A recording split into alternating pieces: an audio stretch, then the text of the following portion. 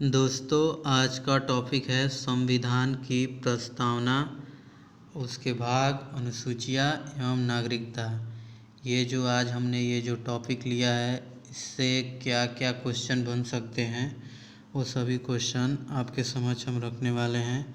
और ये सभी क्वेश्चन एग्ज़ाम में जितने भी एसएससी कराती है और भी सारे जितने भी गवर्नमेंट एग्ज़ाम हैं, उसमें ये सब प्रश्न पूछे जाते हैं। डायरेक्टली यहाँ से क्वेश्चन बनते हैं। तो शुरू करते हैं।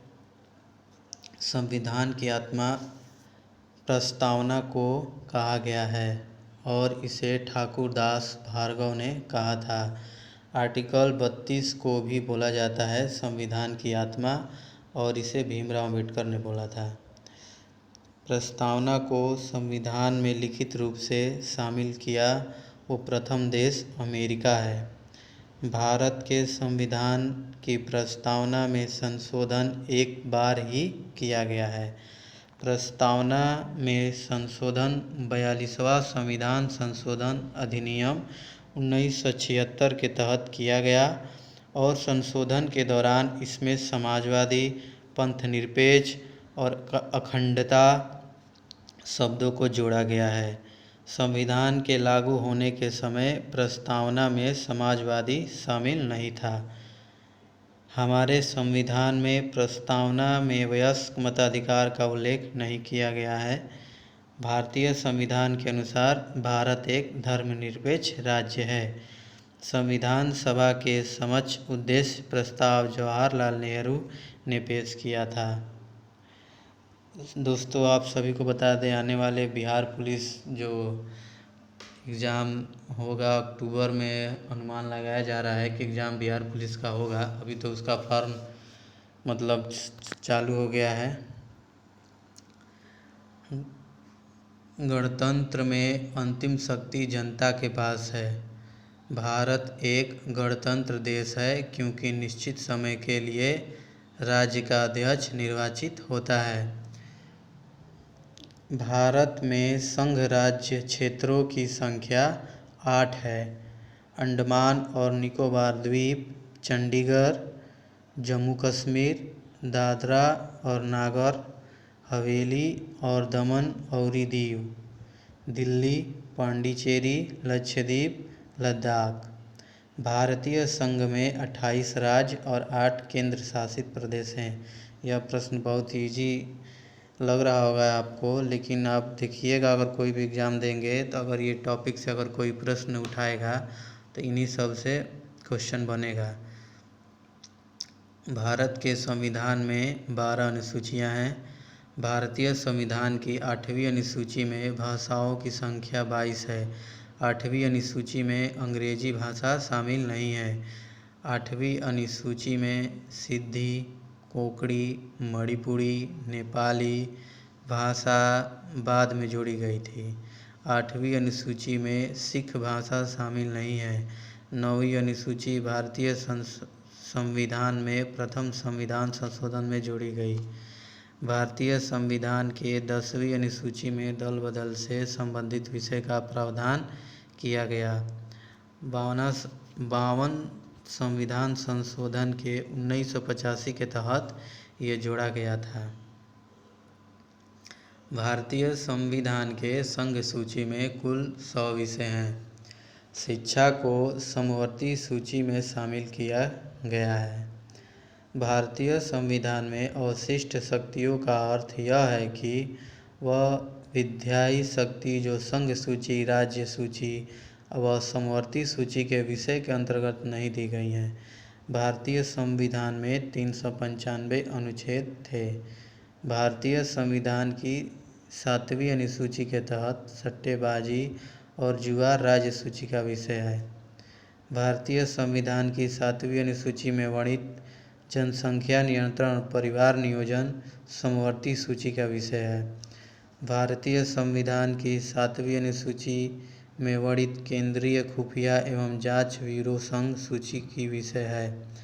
नए राज्य बनाना, उसके नाम और सीमाओं में परिवर्तन करने की शक्ति संसद के पास है और यह नियम संविधान के भाग 1 में वर्णित है। आर्टिकल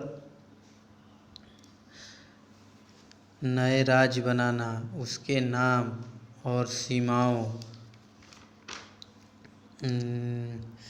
आपको बता दें कौन सा ये भाग था दोस्तों, भाग 1 में वर्णित है और आर्टिकल 1 से 4 तक इसका वर्णन दिया गया है।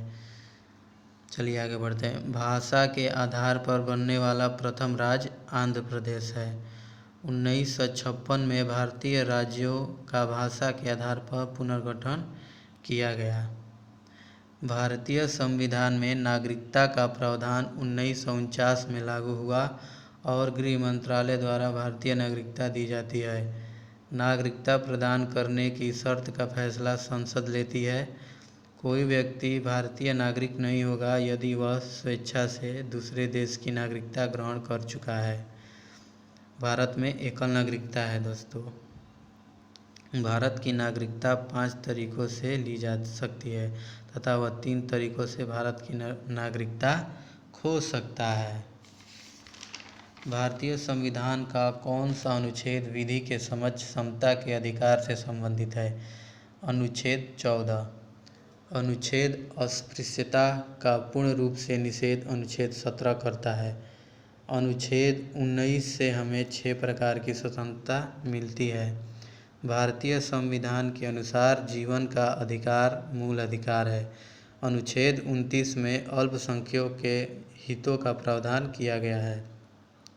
धर्म के आधार पर अल्पसंख्यकों को मान्यता प्रदान की गई है।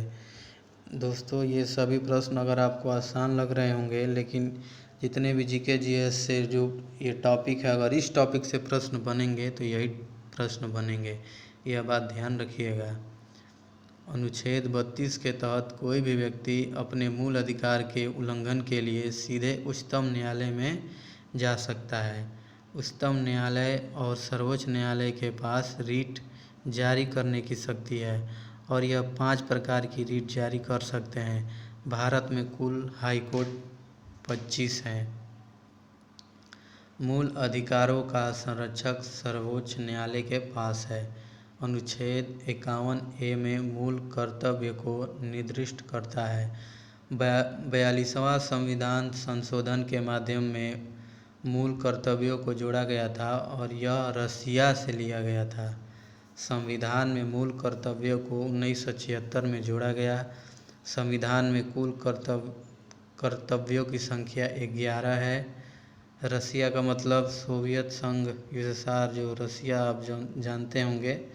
मैंने बीच में ये सब लिख दिया, अगर कोई लड़का भी जो नहीं जानता वो समझ जाएगा। रसिया का मतलब यही यूएसएसआर, सोवियत संघ। राष्ट्रीय आपातकाल के दौरान मूल अधिकारों को निलंबित किया जा सकता है। संविधान के लागू होने के समय 7 मूल अधिकार थे, अब यह 6 अधिकार हो गए हैं। 44वां संविधान संशोधन के दौरान संपत्ति का अधिकार हटा दिया गया था। भारतीय संविधान के अनुसार संपत्ति का अधिकार विधिक अधिकार है। भारत में सूचना का अधिकार 15 जून 2005 को अधिनियमित हुआ। शिक्षा का अधिकार अधिनियम 1 अप्रैल 2010 को लागू किया गया था। 2002 में आतंकवाद रोकथाम अधिनियम हुआ था। संविधान का भाग 4 राज्य की नीति के निदेशक सिद्धांतों से संबंधित है। अनुच्छेद 40 पंचायती राज व्यवस्था को संदर्भित करता है। अनुच्छेद 44 में नागरिकों के लिए एक समान सिविल संहिता का उल्लेख किया गया है और उस राज्य का नाम गोवा है। दोस्तों ये जो हमने अभी आपको प्रश्न कराए, ये बहुत देखने में तो आसान है, लेकिन इससे क्वेश्चन बनते हैं। आने वाले आपका जो भी गवर्नमेंट एग्ज़ाम आप देंगे जीके जीएस से, ये टॉपिक से ज़रूर 1 या 2 प्रश्न बनेंगे। ख़ास तौर से बिहार पुलिस वाले भी, बिहार पुलिस में जो अपना फॉर्म अप्लाई किए हैं वो भी इस टॉपिक को देख सकते हैं।